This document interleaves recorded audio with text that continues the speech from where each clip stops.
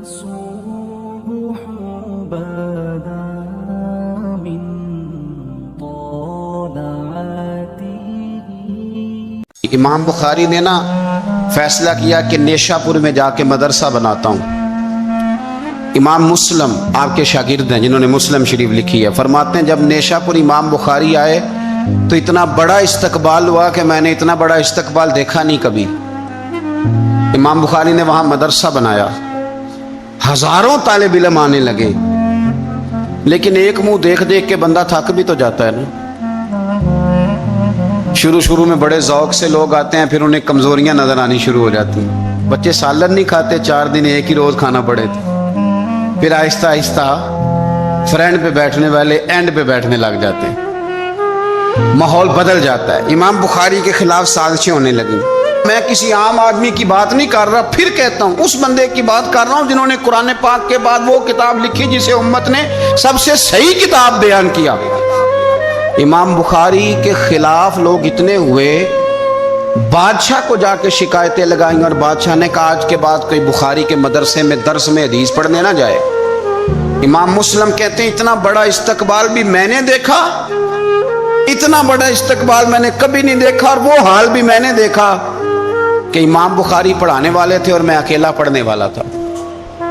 ساری عمر ہی آٹا گد ہے، لکھاں کیتے نہیں پیڑے، اب وقت آیا ہی تے محمد بخشا کوئی نہیں ہو بیٹھا نیڑے. کدھر گئے عشق کے دعوے، کدھر گئے وفا کے جذبے، کدھر گئے وہ غلامی کی باتیں، کہاں گئے وہ لوگ جنہوں نے کہا تھا کہ ساتھ جئیں گے ساتھ مریں گے، تا دم آخری وفا کریں گے. چلے جاتے ہیں لوگ، معیار بدل جاتا ہے، سوچ بدل جاتی ہے، کہانیاں بنا لیتے ہیں، ذہن بنا لیتے ہیں. امام بخاری نے نیشا پور چھوڑ کر ارادہ کیا کہ میں بخارا چلا جاؤں اپنے شہر. سنو یہ درد کی داستان ہے لوگوں، سنو. اس بندے کی بات کر رہا ہوں جس کا نام جپتی ہے دنیا. امام بخاری بخارا ہے، پھر بڑا استقبال ہوا، پھر بہت بڑا مدرسہ بن گیا. یہ وہ بندہ ہے جن کے بارے میں نبی پاک علیہ السلام فرماتے ہیں اسے میرا سلام کہنا. یہ وہ شخص ہے کہ شیخ ابو زید کہتے ہیں میں نے خواب دیکھی تو حضور نے فرمایا مجھے کب تک شافعی کی کتابیں پڑھتے رہو گے، میری کتاب کیوں نہیں پڑھتے؟ یا رسول اللہ صلی اللہ علیہ وسلم میں صدقے جاؤں، قربان جاؤں، میں لفظوں پہ بھارو جاؤں. سونے آپ کی کتاب کون سی ہے؟ فرمایا بخاری شریف پڑھا کرو، وہ میری کتاب ہے. جن کی لکھی کتاب کو میرے محبوب کہے میری کتاب ہے. بخارے میں بڑا استقبال ہوا، لیکن پھر بخارے کے سربراہ نے کہا، سردار نے کہا، خالد بن زہلی جو امیر تھا بخارے کا، امام بخاری کا تو خیال تھا میں اپنے شہر آ گیا ہوں. اس نے کہا جی میرے بچے کو گھر آ کے پڑھایا کریں. آپ فرمانے لگے یہ نبی پاک کی حدیثیں میں نے رسوا نہیں کر سکتا، جہاں سارے لوگ بیٹھتے ہیں تیرا بچہ بھی وہاں بیٹھے. لوگوں کو پتہ ہی نہیں لوگ کس طرح کی سازشیں کرتے ہیں. اس نے کہا جی ٹھیک ہے میں اپنا بچہ بھیج دوں گا، پر جس وقت میرا بچہ کلاس میں ہو اور کوئی بھی نہ ہو، اکیلا ہو میرا بچہ. امام بخاری فرمانے لگے اگر کوئی اور آ کے کہے کہ میں نے بھی حضور کی حدیث سنی ہے تو میں کیسے منع کروں؟ ساروں کے بیچ بیٹھ کے پڑھے. یہ حضور کے دین کا فیض ہے، یہ بڑا وسیع ہے، جو آئے گا ملے گا. اس نے آپ کے خلاف فتوے لینے شروع کر دیے. ہاں جانے کب مار دے کوئی مجھے کافر کر کے، شہر کا شہر مسلمان بنا بیٹھا ہے. فتوے لینے شروع کر دیے. امام بخاری کے خلاف سازش ہوئی.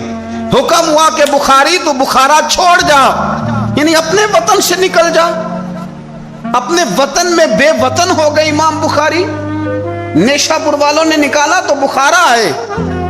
اس نے حکم دیا تو امام بخاری بخارا سے نکلے، آنکھوں میں آنسو ہیں. لے سجنا اساں توڑ نہیں بائی، اساں جان دیتی رات تیرے. ارادہ کیا سمرقند جا کے ڈیرا لگاتا ہوں. حضور کی حدیثیں تو پڑھنی سننی ہے نا یارو. بڑی تکلیف میں آ جاتے ہیں کئی دفعہ دیندار لوگ، بڑی اپنے بھی کئی دفعہ اپنے بھی شکایت کر دیتے ہیں، اپنے بھی پیچھے پیچھے ہونے لگتے ہیں. آپ یقین کریں کئی دفعہ دل کرتا ہے یار سارے باتیں کرتے تیری نہیں بنتی تھی، تو نہ کرتا.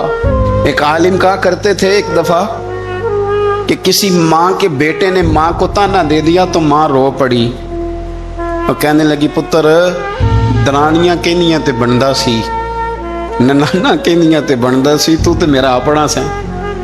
اور یہ اپنے کئی دفعہ اس طرح کی بات کرتے ہیں کہ وہ کانوں سے ٹکرا کے نہیں گزرتی، وہ تیزاب کی طرح رک جاتی ہے، چھلنی ہو جاتا ہے وجود کے۔ یہ اس نے کہا ہے، اس نے، میرے اپنے نے۔ امام بخاری بخارا سے روتے ہوئے نکلے، سمرقند جاتا ہوں، پتہ چلا کہ سمرقند جانے سے پہلے ہی کچھ لوگ کہہ رہے ہیں جی دیکھو ان کے اپنوں نے نہیں رکھا، پتہ نہیں کیا حال ہے۔ امام بخاری رستے میں ایک چھوٹی سی بستی تھی خرتنگ، وہاں رک گئے۔ سنو یارو، پھر کہتا ہوں اس بندے کی بات سنا رہا ہوں جو اس امت کو سب سے قیمتی کتاب دے گیا۔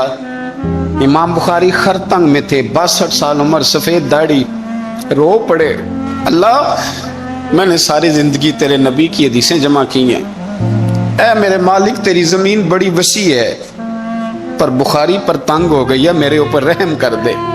امام بخاری نے وہاں دعا فرمائی، دوپہر کو دعا فرمائی، شام کو بیمار ہوئے، رات کو وصال ہو گیا۔ لے او سجنا اساں توڑ نہیں پائی، اساں توڑ نہیں پائی تے جان دیتی رات تیرے، مجھے کہہ لینے دیں، مجھے کہہ لینے دیں، مجھے کہہ لینے دیں، بے قدراں کچھ قدر نہ جاتی، او کیتی خوب تسلی ہو، دنیا دار پجاری زرد کتے آندے گل ٹلی ہو، او بک بک روسن اکھیاں تکیو ویکھ حویلی کلی ہو، تے کوچ نصیر اسان جدوں کیتی، کوچ نصیر اسان جدوں کیتی، پھر پہ جانی تھر تھلی ہو، اور میرے مرنے پہ ہر سو شور مچ جائے گا، دیکھو گے کہنے الوداع سرکار خود تشریف لائیں گے۔ ایک بندہ کہتا میں نے رات کو خواب دیکھا کہ نبی پاک صحابہ سمیت کھڑے ہیں، کسی کا انتظار ہو رہا ہے۔ میں نے عرض کی سونیا میں قربان جاؤں، یہاں کیوں کھڑے ہیں؟ تو فرمایا بخاری آ رہا ہے، بخاری آ رہا ہے۔ دنیا والے بھول جائیں پر جن کی بندہ نوکری کرے وہ کیسے بھول جائیں؟ اور ویسے بھی اگر مالک کو پتہ ہو نا میرا خادم ٹھیک ہے، مالک اور غلام کا تعلق مضبوط ہو تو دنیا جو مرضی کہتی پھرے۔ میرا آپ سے مشورہ ہے کبھی بھی دین کے لیے کچھ کرو تو بندوں سے نام نیکی کی امید نہ رکھنا، اگر آپ کو اجر لینا ہے تو رب رسول اجر عطا کریں گے۔ وہ شخص کہتا ہے میں نے اٹھ کے دیکھا، میں نے اٹھ کے صبح پتہ کیا تو وہ وہی وقت تھا جب مجھے حضور کی زیارت ہوئی جس وقت امام بخاری کا انتقال ہو گیا۔ لوگوں نے آپ کو دفن کیا تو قبر کی مٹی سے خوشبو آنے لگی، لوگ تبرکن مٹی لے جانے لگے۔ سمرقند کے لوگ بارش نہیں ہوتی تھی، قحط پڑ گیا، سارے کٹھے ہو کے امام بخاری کی قبر پہ گئے تو اللہ نے بارش عطا فرما دی۔ اتنا بڑا آدمی لیکن بے قدراں کچھ قدر نہ جاتی۔ دو باتیں آپ نے اس گفتگو سے یاد رکھنی ہے، ایک تو بندوں سے اجر کی امید نہ رکھیں، یہ چھوڑ دیں کہ بندے واہ واہ کریں گے تو میں نے کام کرنا۔ آپ غریب کی مدد بھی کریں، آپ نیکی بھی کریں، آپ خیر بھی کریں، اداروں سے، مسجدوں سے، مدارس سے بھی پیار کریں، لیکن واہ واہ کی توقع بندوں سے، اور اگر رب و رسول نے ایک دفعہ بھی واہ واہ کر دی نا تو پھر واہ بلے بن جائے گی، پھر کیا بات ہے۔ اور ویسے بھی جیڑیاں گڈیاں آپ ہی اڈیاں وہ نہ چڑھن اونچائیاں، وہی گڈیاں اونچیاں اڈیاں جڑیاں سائیاں آپ چڑھائیاں۔ اس لیے ایک بات تو یہ کہ اجر اللہ رسول سے امید ہے، اور دوسری بات یہ یاد رکھ لیں کہ سونا وہی ہے جو سونے کی باتیں کرتا ہے، میٹھی بات اسی کی ہے جو مدینے والے کی حدیث بیان کرتا ہے۔ سرکار کی باتیں یاد رکھیں، سرکار کی باتیں کریں۔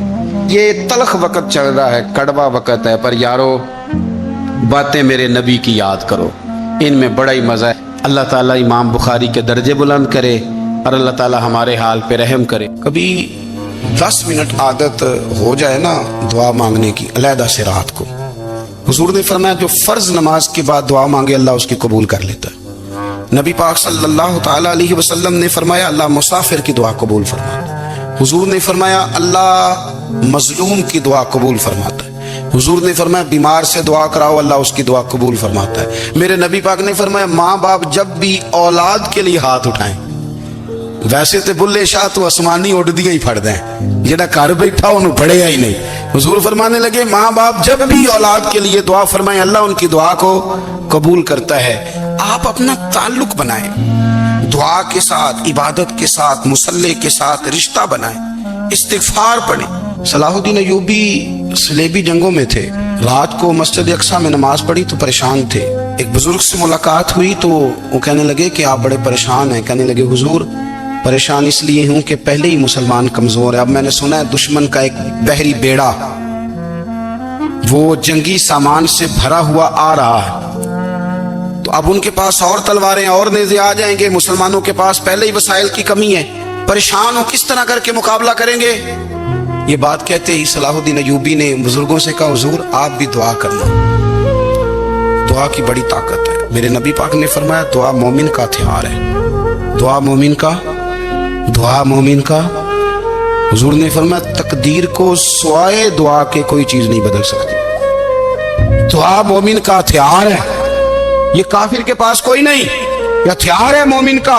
اللہ کرے آپ کو سمجھ آئے، پھر سنیں، کئی بار کہہ چکا ہوں یہ ہتھیار ہے، کافر کے مقابلے میں جو تیرے پاس سب سے بڑا ہتھیار ہے وہ دعا ہے۔ دعائیں کرانی چھوڑ دی، کرنی چھوڑ دی، لینی چھوڑ دی۔ حضرت سیدنا انس بن مالک رضی اللہ تعالیٰ عنہ فرمایا کرتے تھے میں نے وہ رنگ دیکھا ہے جب حضور دعا مانگتے تھے اور حضور کی مقدس آنکھوں میں آنسو بھی ساتھ ہی بہا کرتے تھے، میں نے وہ انداز دیکھا۔ تو صلاح الدین ایوبی بزرگ سے کہنے لگے آپ بھی دعا کیجیے، اور خود رونے لگے اور سر سجدے میں رکھ کے رونے لگے، اور عشاء سے لے کر فجر تک روئے، خوب روئے۔ صبح وہ بزرگ آئے تو صلاح الدین ایوبی کا خوبصورت اور ہنستا ہوا چہرہ دیکھا، کہنے لگے آپ بڑے خوش ہیں، رات تو میں نے بڑے روتے ہوئے دیکھا تھا۔ تو کہنے لگے حضور وہ جو بحری بیڑا آ رہا تھا نا وہ پانی میں ڈوب گیا ہے، اب وہ نہیں آ رہا، ابھی خبر آئی ہے تو میں بڑا خوش ہوں۔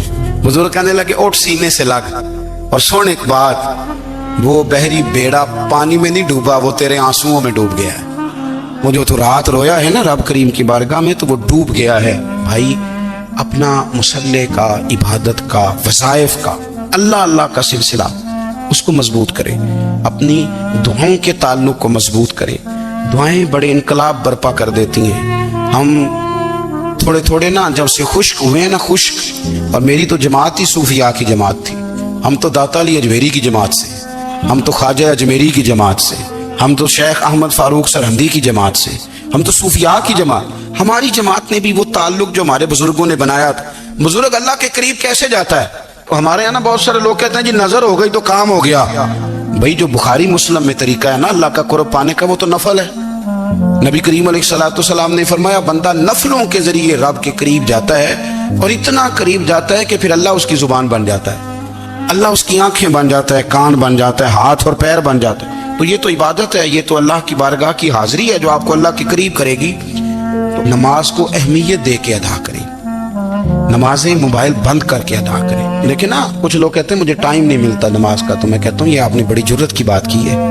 مجھے کو میرا پیر بھائی کہہ دینا میرے پاس ٹائم نہیں آپ کو ملنے کا، تو میں کہتا ہوں آج کے بعد آنا ہی نہ۔ تو کیا سمجھتا ہے، تو بہت بڑا آدمی ہے، تیرے پاس ٹائم نہیں ہے اور ہمیں ملنے کا ٹائم، موج کا۔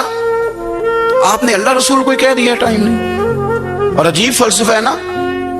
کہا جائے نماز پڑھنے آؤ تو کہتے ہیں کپڑے ٹھیک نہیں، اور کہا جائے کہ آؤ ذرا دعوت پہ چلے تو کہتے ہیں ایک منٹ ٹھہر میں کپڑے بدل کے آیا۔ نماز کے لیے کہا تو کہتے ہیں ٹھیک نہیں، دعوت کے لیے کہا تو کہتے ہیں میں ذرا تیاری کر لوں، یوں جانا مناسب نہیں۔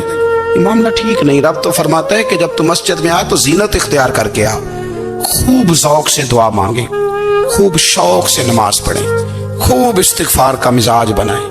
آپ لوگوں کے بیچ رہ کے سکھ حاصل کرنا چاہتے ہیں، لیکن آپ کو پتہ ہے کئی مہینے غار حرا میں رہنا بھی مدینے والے محبوب کا طریقہ ہے۔ ہر سال اعتکاف بیٹھنا الگ سے، یہ بھی حضور کا طریقہ ہے۔ مسجد نبوی کے اندر دروازہ کھلتا تھا نبی کریم کا، پر گھر کے اندر نفل پڑھے نبی پاک، اور حضور فرماتے ہیں کچھ نفل نماز گھر میں بھی پڑھا کرو، گھر کو قبرستان نہ بناؤ۔ ہمارا گھر اللہ کے ذکر سے آباد ہوگا۔ ہمارے ہاں انسان چونکہ انسانوں سے مل کے زندگی گزارتا ہے، اور اللہ تعالیٰ نے انسانوں کو درجوں کے تعلق سے فضیلت بھی عطا فرمائی ہے۔ کسی کو بیٹا بنایا ہے تو کسی کو باپ بنایا ہے، کسی کو چھوٹا بھائی بنایا تو کسی کو بڑا بھائی بنایا۔ اللہ تبارک و تعالیٰ نے درجوں کے تعلق سے فضیلت دی، استاد بنا دیے، بزرگ بنا دیے، عالم بنا دیے، اللہ نے فضیلت دی۔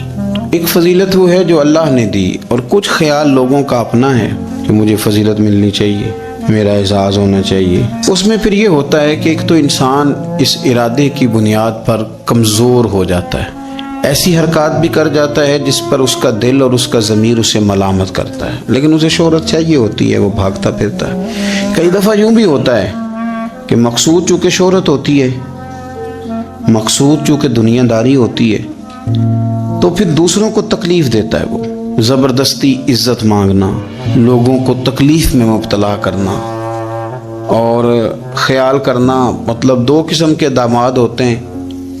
ایک داماد وہ ہوتا ہے جس کے بارے میں پتہ ہوتا ہے کہ پھڈا بہت زیادہ ڈالتا ہے، چائے بھی لیٹ ملے تو شور کرتا ہے. تب وہ سسر جو ہے وہ اپنے بچوں کو اگر کسی موقع پر اس صاحب نے آنا ہو تو بٹھا کر کے پہلے کہہ دیتے ہیں کہ مہربانی کرنا اس شریر کا ذرا خیال رکھنا، 2 دن گزر جائیں بیاہ کے یا کسی اور تقریب کے، ذرا سکون رہے گا، اس کا خیال رکھنا.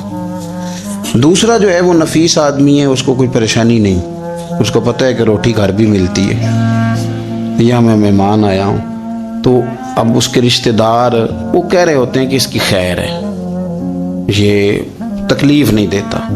اب یہ جو صاحب ہیں یہ کہتے ہیں جناب میں نے ہر چیز کھینچ کے رکھی ہوئی ہے، میں جاتا ہوں تو سب کوئی سیدھا ہو جاتا ہے. وہ بھائی آپ کے شر سے بچ رہے ہیں لوگ، آپ جو اذیت دیتے ہیں اس سے بچ رہے ہیں، آپ کو عزت نہیں دے رہے. عزت تو وہ دوسرے کو مل رہی ہے جس کے بارے میں کہا جا رہا ہے کہ یہ اچھا آدمی ہے، یہ تکلیف نہیں دے رہا. تو ہم نے عزت کے حصول کے لیے، شہرت کے حصول کے لیے، اپنا آپ دکھانے کے لیے اپنے آپ کو کمزور کرنا شروع کر دیا. بہت ساری جگہوں پر یوں محسوس ہوتا ہے کہ یہ آدمی شاید منت کرے گا اور شاید یہ ہاتھ باندھے گا کہ مہربانی کرو میرا بھی نام لے لو کسی طریقے سے، اور بڑے بڑے لوگوں کو یہ بیماری لگ جاتی.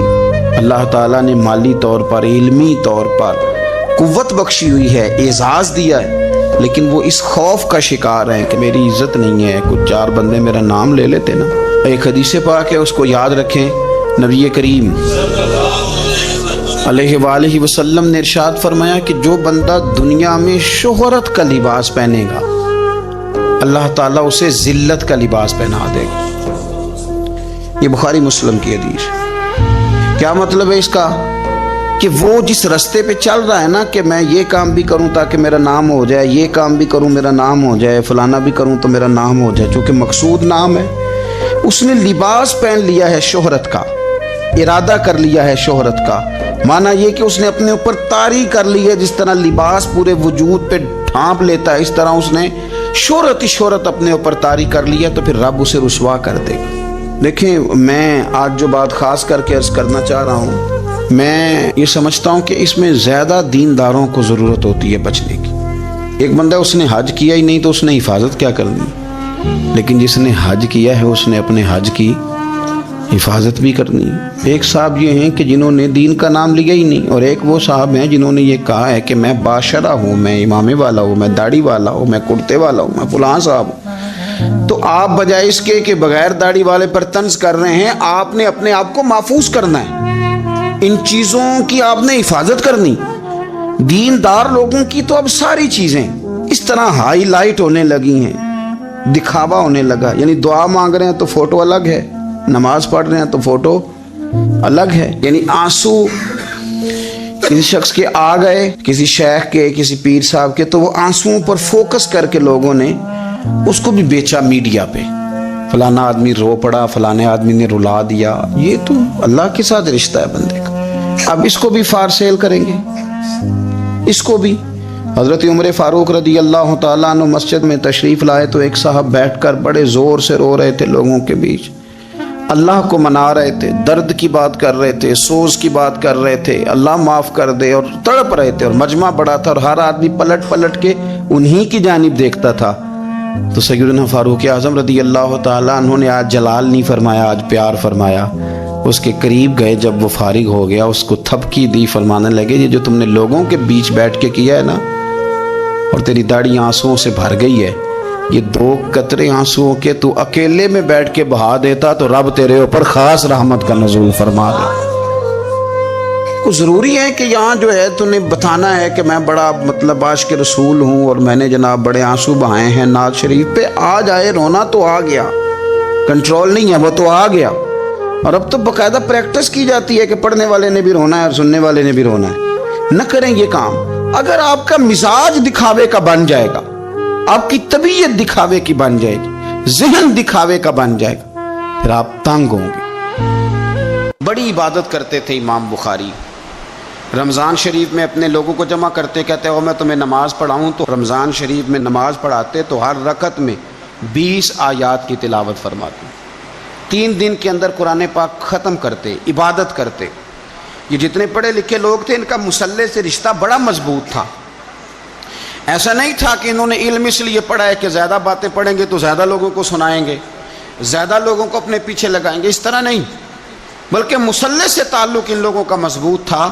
سیدنا امام بخاری رحمۃ اللہ تعالی علیہ، آپ نماز پڑھ رہے تھے تو زنبور آ گئی، بھیڑ آ گئی، سمجھ لیں بچھو آ گیا، وہ کرتے میں گھس گیا، اس نے 17 جگہ پہ امام بخاری کو ڈانگ مارا، زخم ہو گئے، لیکن نماز پڑھتے رہے۔ نماز کے بعد تسلی سے بیٹھے تو شاگرد سے کہنے لگے ذرا دیکھنا پشت پہ کیا ہے۔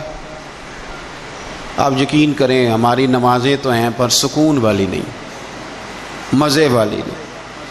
وہ موبائل ہے وہ سائلنٹ پہ لگا ہوا ہے، اور نماز کے بعد اس طرح سے لوگ موبائل کھولتے ہیں جیسے قبولیت کا کوئی میسج نہیں معاذ اللہ آ گیا کہ دیکھ لو قبول ہو گئی ہے۔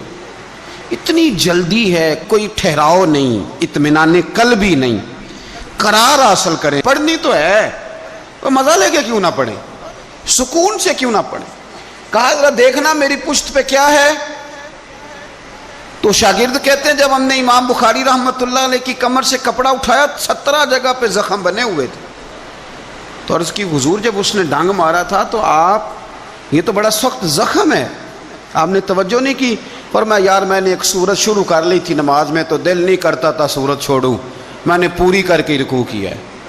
تو امام بخاری کی دلچسپی، پھر سیرت اور کردار، آپ لاکھوں حدیثیں جانیں اور آپ کہیں مجھے بڑا کچھ آتا ہے لیکن آپ کا عمل صفر ہو، نہ اخلاق ہو، نہ سخاوت ہو، نہ دیانت ہو، تو اس کا ذائقہ کیا رہا؟ یہ تو پھر طوطے کتنا، طوطے کو بھی لفظ یاد کرا دیے جائیں تو وہ بھی یاد کر لیتا ہے۔ امام بخاری رحمۃ اللہ تعالی علیہ، آپ کو اللہ نے کردار عطا فرمایا تھا، سیرت۔ آپ فرمایا کرتے تھے ایک گناہ میں نے نہیں کیا اور مجھے امید ہے اللہ سے جب میں ملاقات کروں گا تو رب اس کے بارے میں مجھ سے سوال بھی نہیں کرے گا۔ جناب وہ کون سا؟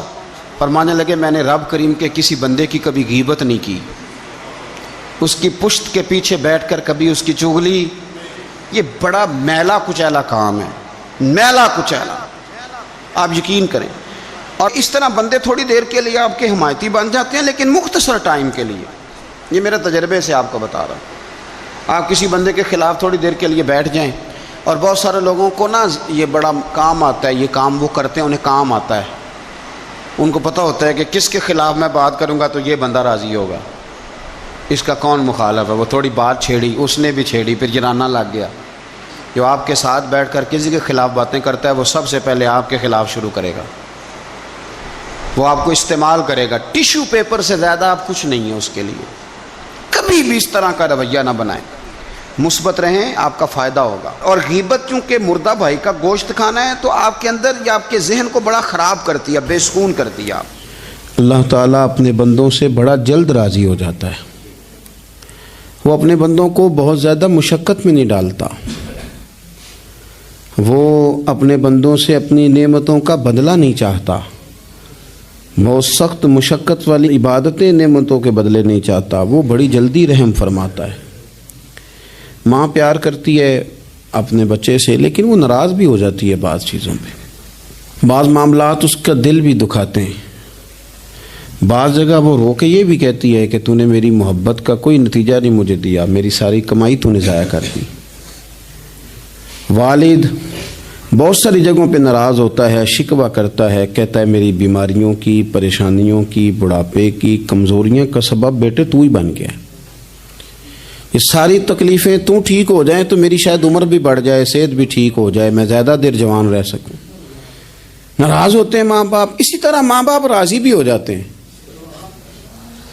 وہ بڑی جلدی راضی ہو جاتے ہیں۔ میں اکثر کہتا ہوں کہ والد کو راضی کرنے میں 5-7 منٹ لگ جاتے ہیں، اماں تو 1.5-2 منٹ میں راضی ہو جاتی ہے، ابا جی کو 5-7 منٹ لگتے ہیں، کئی دفعہ کہنا پڑتا ہے، کوئی دلائل دینے پڑتے ہیں، لیکن والدہ کے لیے تو کچھ بھی نہیں، آپ نیرا جا کے پیروں میں بیٹھ ہی جائیں، کچھ بھی نہ کریں، آپ پورا روئیں نہ، رونے والا منہ ہی بن جائے تو اماں تو نرم ہی نرم ہے، جس وقت جو مرضی آپ کرا لیں ہو گیا، اللہ تبارک و تعالی بلا مثال و بلا تشبیہ سمجھانے کے لیے عرض کرتا ہوں، اللہ بھی بعض معاملات میں اپنے بندوں سے ناراض ہو جاتا ہے۔ وہ کہتا ہے میں تکبر کرنے والوں کو پسند نہیں کرتا، وہ کہتا ہے فسادی پسند نہیں ہیں، وہ فرماتا ہے کہ راہوں میں کجی کرنے والے پسند نہیں ہیں، وہ فرماتا ہے کہ بدعہدیاں کرو گے تو میں صبح قیامت تم سے سوالات کروں گا۔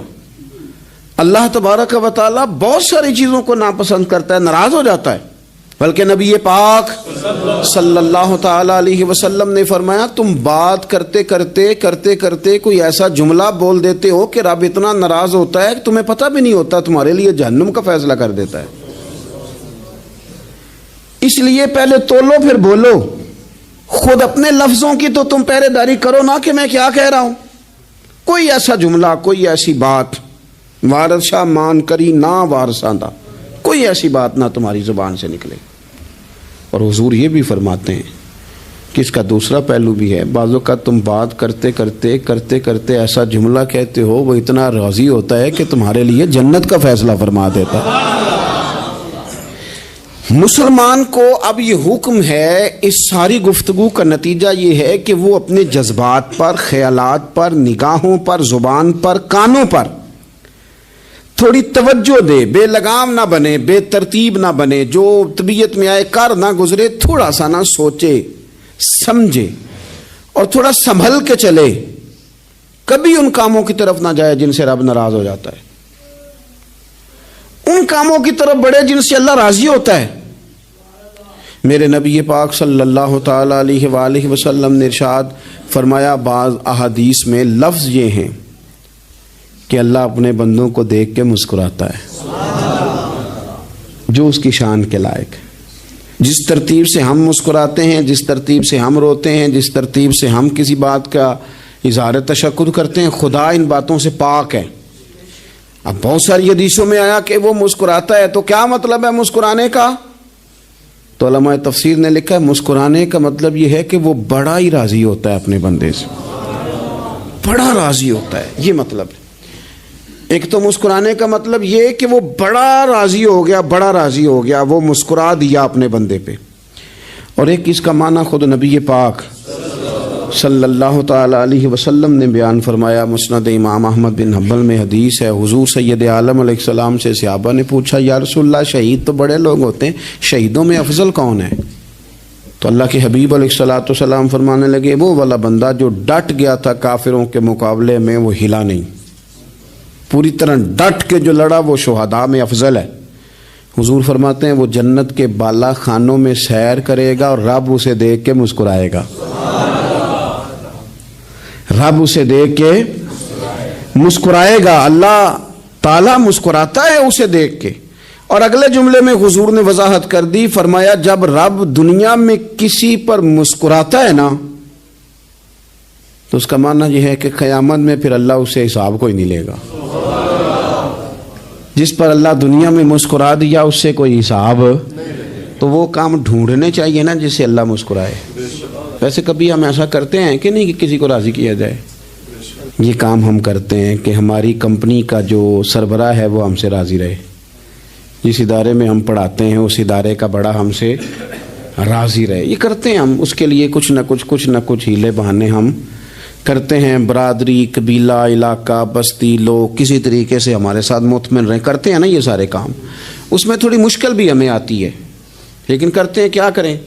گھر میں بھی کئی دفعہ ایسا ماحول بنانا پڑتا ہے۔ چلیں ایک اور میٹھی مثال دیتے ہیں، زیادہ سمجھ میں آئے گی۔ چھوٹا بچہ خوش رہے، آپ اس کے لیے محنت نہیں کرتے، وہ چھوٹا ہے اس کو خوش کرنا فرض ہے ابا پہ، لیکن وہ کہتا ہے کہ میں نے موٹر سائیکل لینا ہے، چھوٹا ہے چلا ہی نہیں پائے گا، تو ابا پھر اسے راضی کرتا ہے، کہتا ہے بیٹے چھوٹا سائیکل لے لے، چل میں تجھے اڑانے والا جہاز لے دیتا ہوں۔ مقصود کیا ہے کہ اس کو ناراض نہیں کرنا، یہ روئے نہ، اس کا دل نہ ٹوٹے۔ ہو یارو سنو نا میں کیا کہہ رہا ہوں، اگر چھوٹے بچے کے لیے وہ چیزیں ڈھونڈتے ہو، میرے ابا جی نا اپنے نواسے کے لیے کھلونا لے کے آئے تو بچہ بڑا ہی کھیلا تو ابا جی کہنے لگے لو پیسے پورے ہو گئے میرے، بچے کو پسند بڑا ہے نا، پیسے پورے کر چھڑے نے، دیکھو نا جی کتنا اس کو راضی ہوا ہے۔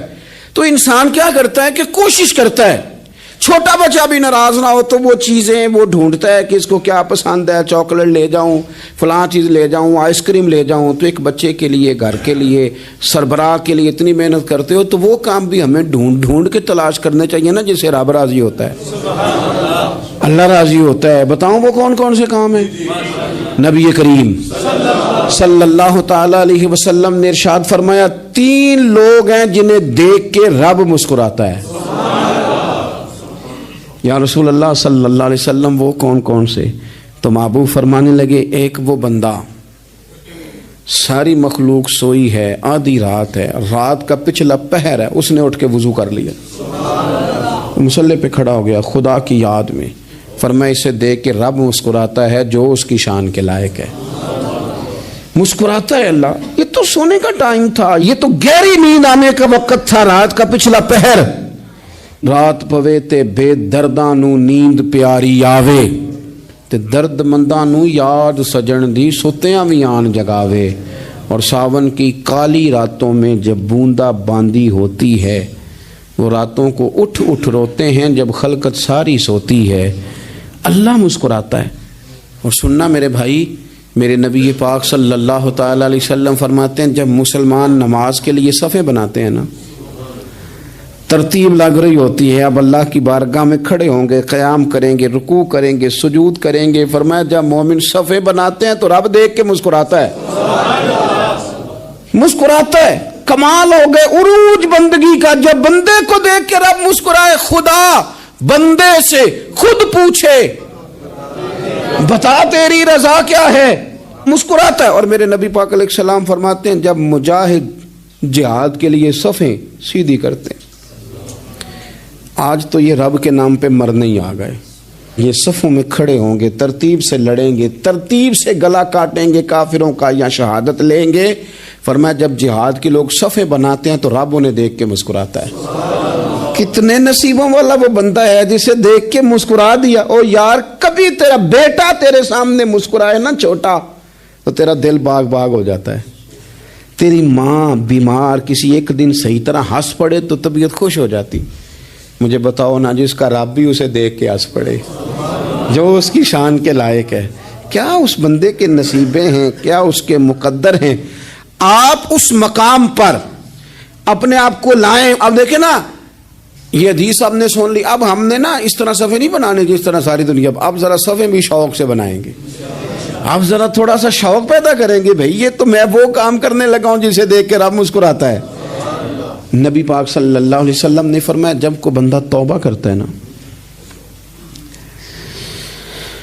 हम तौबा का रट्टा लगाते हैं, या अल्लाह मेरी तौबा, या अल्लाह। और तौबा का तो मतलब ये है कि पिछले गुनाहों से पक्की तौबा, आज के बाद ये गलती ना करने का पक्का वादा। तूने सारी शबे बरात रो के गुजारी है, बता सवेरे झूठ जोड़ने का इरादा है तेरा? आज के बाद रिश्वत तो नहीं ना लेगा, मिलावट तो नहीं ना करेगा, ये तौबा है।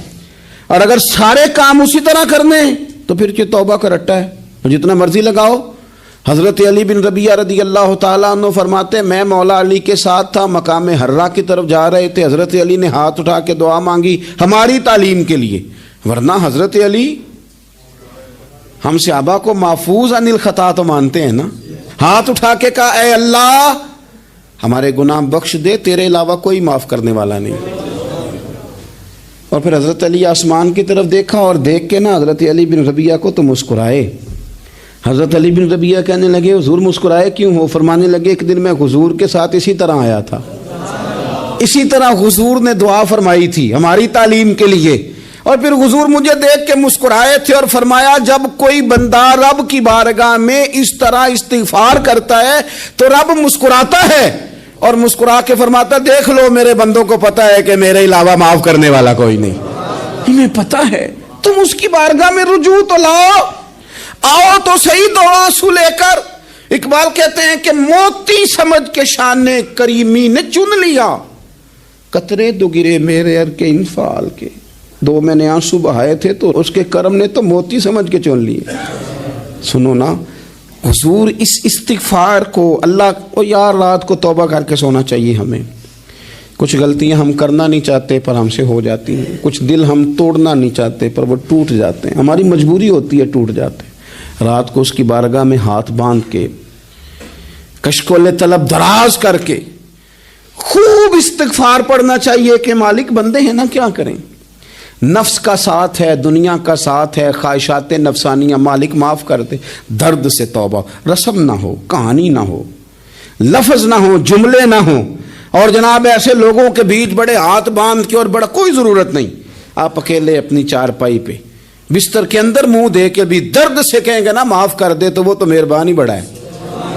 میرے نبی پاک صلی اللہ علیہ وسلم مثال دیتے ہیں، فرمایا ایک آدمی صحرا میں جا رہا، صحابہ سے حضور خطاب کر رہے ہیں، فرمایا ایک آدمی صحرا میں جا رہا تھا، اس نے اپنی اونٹنی پہ کھانا پانی پیسے ہر چیز رکھی ہوئی تھی، صحرا تھا بہت بڑا، درمیان صحرا کے گیا تو تھوڑا سا سستانے کے لیے آرام کرنے کے لیے اونٹنی سے نیچے اترا، اب اس نے اونٹنی کی لگام اونٹنی کی نکیل اپنے سرہانے کے نیچے رکھی، ہاتھ کے ساتھ پکڑی اور سو گیا۔ تھوڑی ہی دیر کے بعد جب اس کی آنکھ کھلی تو دیکھا اونٹنی غائب ہے۔ صحرا میں وہ پیدل نہ آگے جا سکتا ہے نہ پیچھے جا سکتا ہے، نہ دائیں نہ بائیں، کھانے کو روٹی نہیں، پینے کو پانی کا قطرہ نہیں، تھوڑا ادھر بھاگا ادھر بھاگا، تھک گیا۔ کریم محبوب فرماتے ہیں وہ پوری طرح نڈھال ہو گیا اور مایوس ہو گیا، معاذ اللہ، مایوس ہو کے دوبارہ اسی جگہ آ کے لیٹ گیا جہاں پہلے لیٹا تھا، انتظار کرنے لگا کہ اب موت ہی آئے گی، آخری وقت ہے، اب نہ میں پیدل یہ صحرا کراس کر سکتا ہوں، نہ پیچھے جا سکتا ہوں، نہ کھانا ہے نہ پانی ہے، سوائے موت کے کوئی سہارا نہیں۔ حضور فرماتے ہیں وہ رستے میں دوبارہ لیٹ گیا، اچانک اس نے رخ بدلا تو اونٹنی سامنے کھڑی تھی۔ حضور نے صحابہ سے پوچھا بتاؤ نا اسے بھلا کتنی کو خوشی ہوگی؟ یا رسول اللہ جسے نئی زندگی مل گئی ہے۔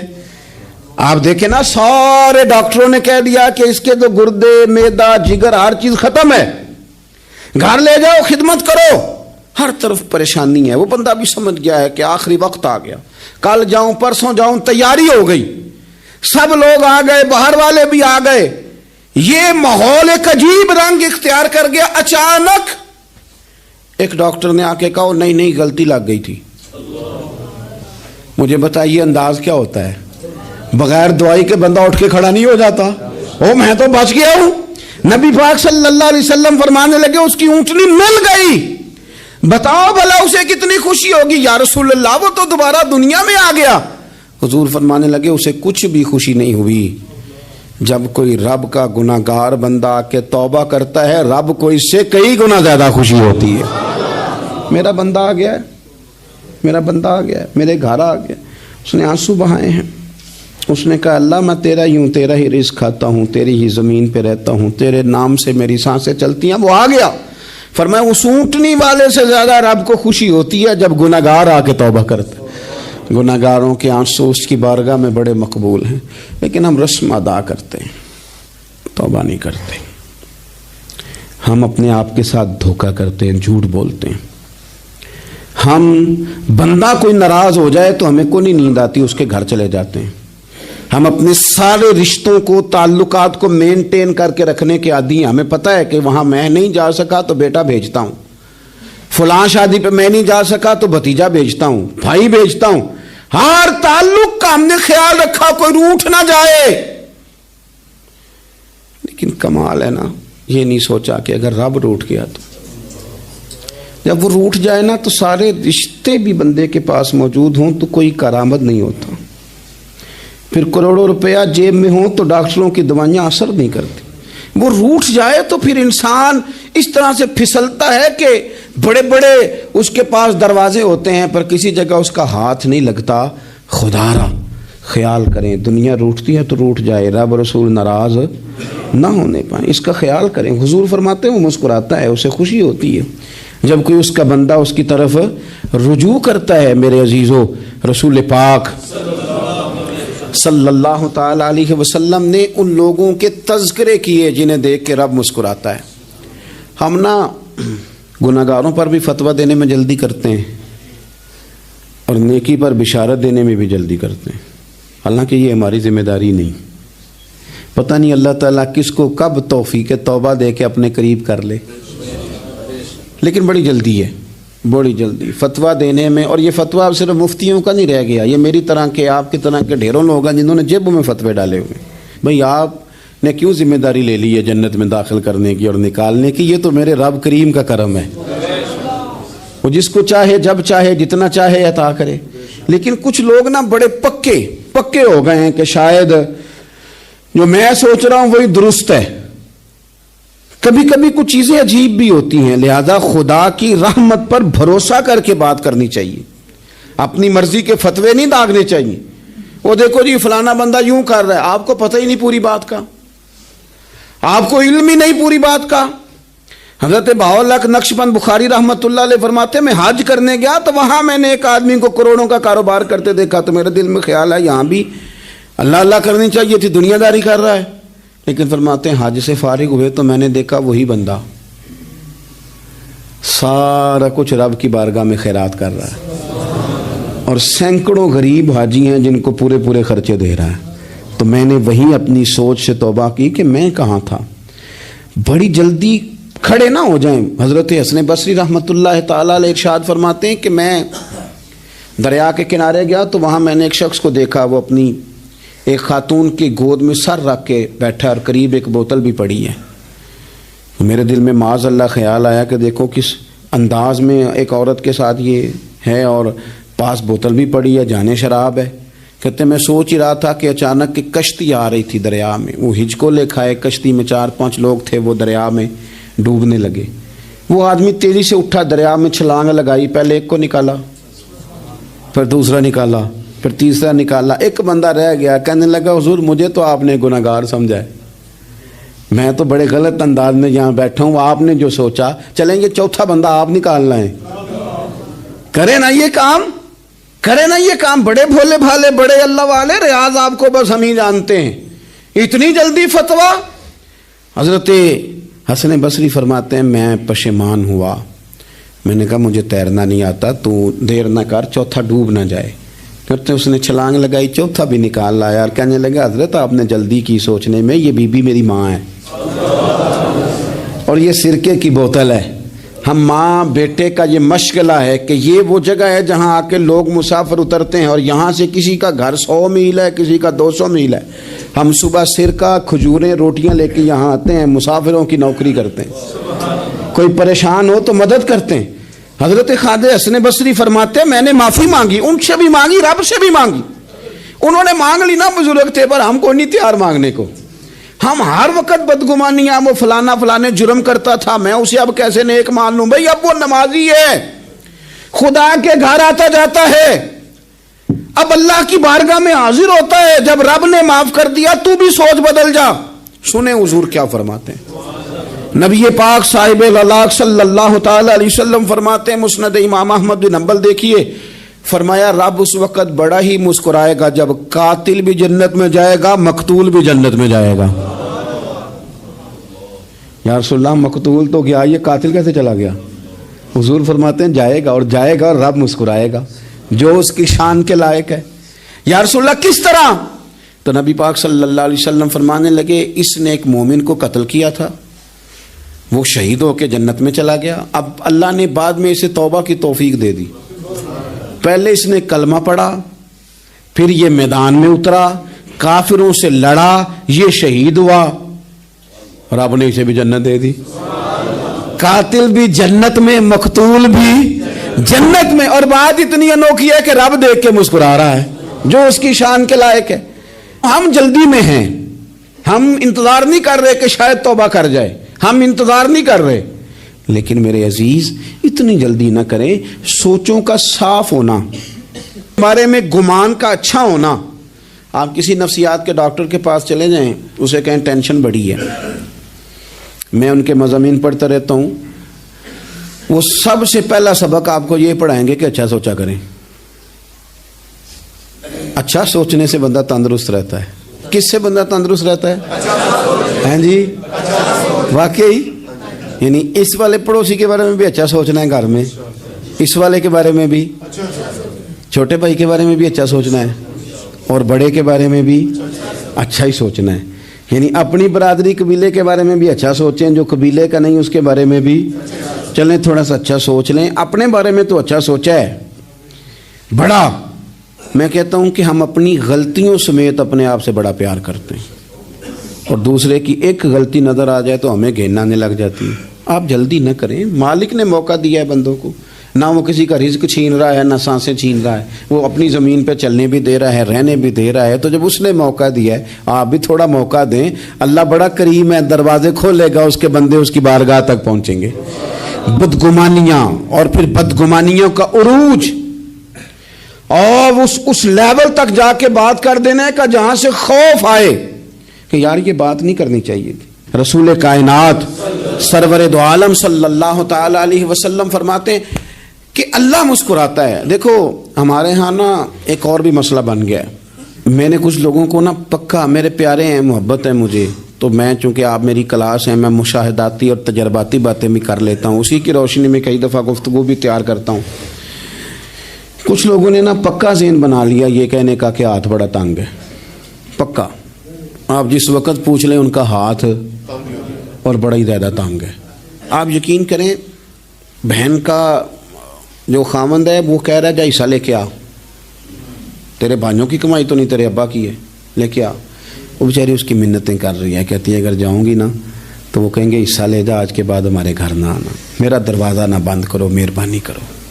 اور بھائی سے بات کرتی ہے تو کہتا ہے ہاتھ ہی بڑا تنگ ہے، جب ٹھیک ہوگا تو دے دوں گا۔ نہ کریں یہ ظلم، ہمارے اپنے تڑپتے رہتے ہیں اور ہماری دولتیں اندر پڑی رہتی ہیں، ہمارے اپنے چھوٹی چھوٹی ضروریات کے لیے پریشان ہوتے ہیں، لیکن ہم بڑے بڑے بہانے ہیں ہمارے پاس، کہتے ہیں یہ نکما ہے، یہ نکھٹو ہے، یہ کام نہیں کرتا، اس میں فلانا ہے، بے فلانا ہے، بلہذا میں نے نہیں ساتھ چلنا۔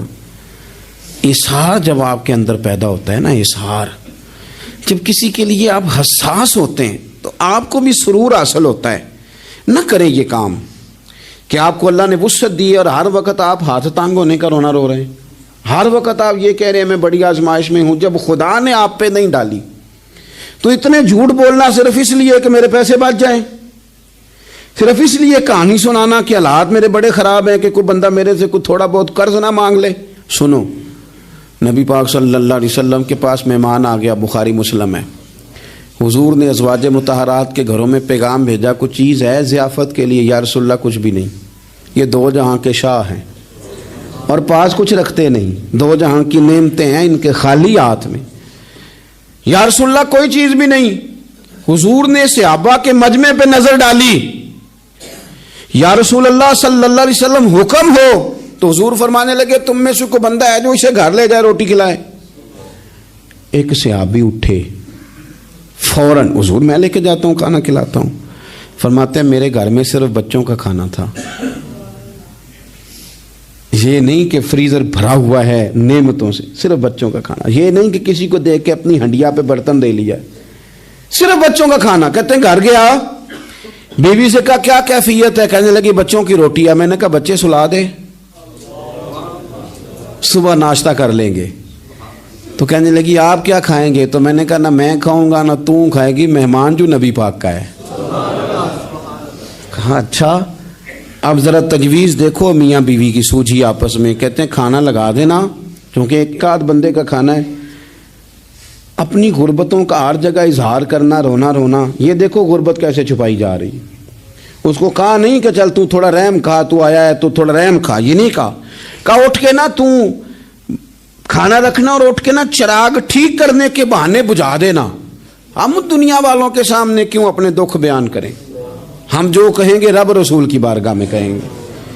تو نا چراغ ٹھیک کرنے کے بہانے، اہلیہ اٹھی کھانا دینے کے بعد چراغ ٹھیک کرنے کے بہانے بجھا دیا۔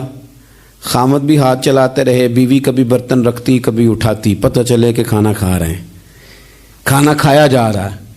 کہتے ہیں مہمان پیٹ بھر کے کھانا کھا گیا۔ یہ کام ہوا رات کے اندھیرے میں، اس وقت ہوا جب چراغ بھی بند تھا، اس وقت ہوا جب کوئی دیکھنے والا نہیں تھا، کسی پڑوسی کو بھی خبر نہیں تھی۔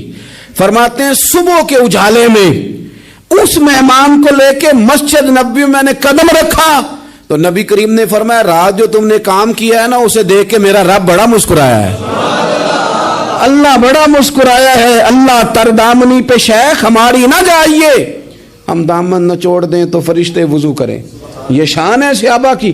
نبی کریم علیہ السلام نے فرمایا رب رات مسکرایا تیرا یہ انداز دیکھ کے، اور اس نے قرآن نازل کیا وَيُؤْثِرُونَ عَلَىٰ أَنفُسِهِمْ وَلَوْ كَانَ بِهِمْ خَصَاصَةٌ، کچھ لوگ وہ ہیں جنہیں بڑی بھی ضرورت ہو تو دوسروں پر اثار کر دیتے ہیں، قربانی دے دیتے ہیں۔ رب مسکرایا ہے، اندر پیسے رکھے ہوئے ہیں، اندر پیسے رکھے ہوئے ہیں، اور بہن آ کے منت کر رہی ہے کہ بھائی حالات بڑے خراب ہیں، تھوڑی سی مہربانی کر، تو کہتے ہیں بہن پردہ یہ بس، کیسے بتاؤں تجھے حالات، تجھے کیا بتاؤں کام کتنی مشکل سے چلتا ہے، یہ پردہ یہ بس۔ بہرحال اگر تو نے کہا ہے نا 50,000 تو میں زیادہ نہیں، کوئی 20 کو دے دوں گا تجھے، وہ بھی خاصی نیکی کر کے، وہ بھی بتا سکھا کے۔ رات اماں پہ علیحدہ سے احسان چڑھاؤں گا، ابا پہ علیحدہ سے چڑھاؤں گا کہ تمہاری بیٹی کے ساتھ تعاون کر رہا ہوں، سارے علاقے کو ویسے ہی بتاؤں گا۔ اور وہ غریبنی بیچاری 20,000 لے کے گھر گئی ہے، پہ سفارشیں کر رہی ہے کہ مہربانی کرو۔ میں نے ایسے بھی دیکھے ہیں جو پہلے بیوی کو پکڑاتے ہیں، تو دے، اس لیے کہ پھر وزیر اعظم تو ڈنڈا نکال لے گا تو بڑا مشکل ہو جائے گا پھر گھر میں رہنا، لہذا وہ یہ تو آگے لگ۔ یہ کیا لہجہ ہے آپ کا؟ یہ تو کسی کو بھی دیں تو چھپا کے دینے کا حکم ہے، کسی کو بھی دیں تو ہمیں حکم یہ ہے کہ سیدھے ہاتھ سے دینا ہے، الٹے کو خبر۔ اور یہ جو بالکل ہی اپنے ہیں ان پر تو پردہ پوشی آپ کے لیے ویسے ہی ضرورت تھی۔ میرے عزیز، رب مسکراتا ہے۔ میرے نبی پاک علیہ السلام نے یہ اعمال ہمیں بتائے جن پر اللہ مسکراتا ہے، خوش ہوتا ہے۔ اور بعض لوگوں کو حضور نے نامینیٹ کیا۔ حضرت سعد بن معاذ رضی اللہ تعالیٰ عنہ عظیم صحابی تھے، یہ وہ خوبصورت صحابی ہیں جن کے جنازے کو کندھا میرے نبی پاک نے عطا فرمایا، حضور نے کندھا عطا فرمایا۔ کمال ہو گئی، نرخ بازار محبت کا انوکھا ہی ہو گیا، خود خریداروں میں شامل آ کے مولا ہو گیا۔ حضور نے کندھا دیا۔ حضرت سعد بن معاذ رضی اللہ تعالیٰ عنہ کا جب جنازہ اٹھا، ان کی والدہ رو پڑی، بڑے درد سے روئی، ماں تھی نا، ان کی آواز جب حضور تک گئی تو نبی پاک نے فرمایا آنسوؤں کو روک لے، آواز کو کم کر لے، تیرے بیٹے کی تو جب روح پرواز ہوئی ہے تو رب مسکرایا ہے، جس کے آنے پہ رب راضی ہو مسکرا دے جو اس کی شان کے لائق ہے۔ یہ تو وہ لوگ ہیں کہ جن کے جانے پر نا رب، وہ کسی نے کہا تھا کہ میرے مرنے پہ ہر سو شور مچ جائے گا، دیکھو گے میرے مرنے پہ ہر سو شور، تمہیں پتہ چل جائے گا جب ہم جائیں گے، میرے مرنے پہ ہر سو شور مچ جائے گا، دیکھو گے، اور کہنے الوداع سرکار خود تشریف لائیں گے۔ اور درویش کہنے لگے بعد مرندے مکھڑا میرا ہو جاوے جے تازہ، پھر سمجھ لینا محبوب میرے نے آن پڑے ہے جنازہ۔ اور عاشق کا جنازہ ہے، ذرا دھوم سے نکلے اور محبوب کی گلیوں سے ذرا گھوم کے نکلے۔ فرمایا کہ ان کے تو جانے پہ رب کریم، اور حضور نے ایک دعا بھی دی۔ حضرت ابو طلحہ، حضرت طلحہ رضی اللہ تعالیٰ عنہ صحابی تھے، ان کا وصال ہو گیا تو حضور نے دعا بھی دی۔ فرمایا یا اللہ جب میرا طلحہ آئے نا تو اس سے مسکرا کے بات کرنا، یہ تجھ سے مسکرا کے بات کرے جو تیری شان کے لائق ہے۔ تو اللہ تعالیٰ غائب درجے راضی ہوتا ہے۔ ایک دفعہ پھر بات دہراتا ہوں، جو میدان میں ڈٹ کے شہید ہو رب اسے دیکھ کے مسکراتا ہے، جو اس کی شان کے لائق، جو توبہ صحیح کریں سچی کریں رب انہیں دیکھ کے مسکراتا ہے جو اس کی شان کے لائق ہے، جو نماز کے لیے صفیں بنائے رب انہیں دیکھ کے مسکراتا ہے، جو جہاد کے لیے صفیں بنائے رب دیکھ کے مسکراتا ہے، جو لوگ صبح پچھلے پہر اٹھ کے عبادت کریں رب انہیں دیکھ کے مسکراتا ہے، اور جو کبھی کبھی بھوکے رہ کے دوسروں پر قربان کر کے اثار کر دیں رب انہیں دیکھ کے مسکراتا ہے۔ بہت بڑی فضیلت ہے۔ اللہ ان سارے کاموں میں سے کسی ایک کام پہ ہمیں بھی لگا دے تاکہ یہ بڑی فضیلت اللہ تعالی ہم گناہگاروں کے حصے میں بھی فرما دے۔ آخر دعوانا ان الحمد للہ رب العالمین۔